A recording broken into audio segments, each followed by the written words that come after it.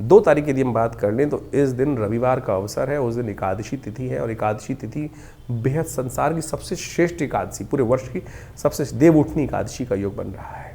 इस दिन ग्रहों ने परिवर्तन का जो रास्ता पकड़ा है वो आपके लिए राजयोग का निर्माण करता दिखाई दे रहा है। आने वाले 2-3 दिन खासतौर पर आपके लिए उन्नति की तरफ प्रशस्त मार्ग प्रस्तुत कर दिखाई दे। क्यों? क्योंकि आपकी राशि के स्वामी जो है वो भी विशेष तौर पर बहुत सुंदर योग बना के दिखाई दे रहे हैं, विजय का योग निर्धारित कर रहे हैं। जहाँ चलोगे असंभव, जितना भारी सामने वाला योग उससे भारी आप पड़ते दिखाई दे रहे हैं, ऐसा योग आपकी राशि में बनता दिखाई दे रहा है। विजय डेफिनेटली होने के योग शुक्र ने ऐसा रोज आपकी राशि में बना दिया है। थोड़ा सा ताकत लगाइए, चीज़ें आपके फेवर में आने के योग बन रही हैं। इस दिन भगवान विष्णु जागते हैं, ढोल नगाड़ों के साथ उनका पूजन करें और कल्याणकारी योग बनेगा। इस दिन तुलसी के साथ भगवान का विवाह जो कर लेते हैं उनके समस्त विघ्न दूर होने के योग बन जाते हैं। ये शास्त्र में वर्णित। तो शालिग्राम जी और तुलसी को एक साथ बिठाकर उनका श्रद्धा के साथ पूजन यदि घर में भी कर लोगे तो बहुत सुंदर रूप से, शालिग्राम जी सब जगह होते हैं, भगवान विष्णु को उनको साथ बिठाइए, तुलसी जी को साथ में रखिए, पूजन करिए बड़ी श्रद्धा से।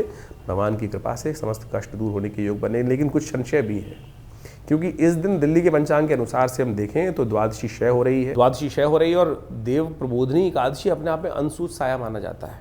बहुत लोग बिना किसी मुहूर्त को देखे भी शादी कर लेते हैं क्योंकि अनसूत साया है। नए नए मुहूर्त करने का प्रयास कर लेते हैं क्योंकि अनसूत साया की कैटेगरी में आता है। लेकिन इस बार सबसे पहले हम देव प्रबोधनी एकादशी का महत्व तो बताएंगे ही आपको, लेकिन एक बात समझ लीजिएगा, इस बार देवउठनी एकादशी भी द्वादशी क्षय है। क्षय तिथि पे कोई भी नया कार्य कभी आरंभ नहीं करना चाहिए, वो दोषयुक्त हो जाता है।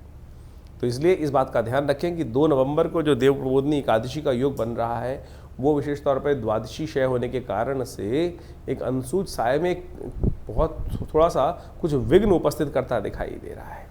तो ऐसे में थोड़ा ध्यान रखते हुए कार्य करने की ज़रूरत रहेगी। अननेसेसरी के लिए जो है बिना पूछे बिना समझे और कोई शादी विवाह इत्यादि कर लेते हैं, उनमें आगे जाकर कई बार समस्या उत्पन्न करने के योग बन जाते हैं। नए कार्यों को आरंभ करने से भी क्षय होने के योग बन जाते हैं, कहीं ना कहीं रुकावट आने के योग बन जाते हैं। ऐसे में उन सबको ठीक करने के लिए और इस दिन विशेष तौर पर कहा जाता है कि भगवान विष्णु जाग रहे होते हैं, तो खूब ढोल नगाड़े इत्यादि भगवान का सहस्त्रसी पुरुष सूक्त का मंत्र करते हुए भगवान का सुंदर पूजन करें, भगवान को जगाएं और जगाने के बाद उनका विशेष पूजन किया जाता है। उनका पंचोपचार, षोडशोपचार, पंचामृत से स्नान, गंगा जल से स्नान, तुलसी दल विशेष इत्यादि के द्वारा समस्त रूप से पूजन कर उनका समस्त रूप से उनका पूजन करें। पंचोपचार, षोडशोपचार कहा जाता है भगवान समस्त मनोरथों को सिद्ध करने के योग बनाते हैं। और आखिरी में उनका चरणामृत जो ग्रहण कर लेते हैं, अकाल मृत्यु हरणम सर्व्याधि विनाशनम कहा जाता है, विष्णु पादोत्कम पित्वा पुनर्जन्म न विद्यते। तो इस बात को हमें समझ लेना चाहिए, ये तिथि इतनी शुभ है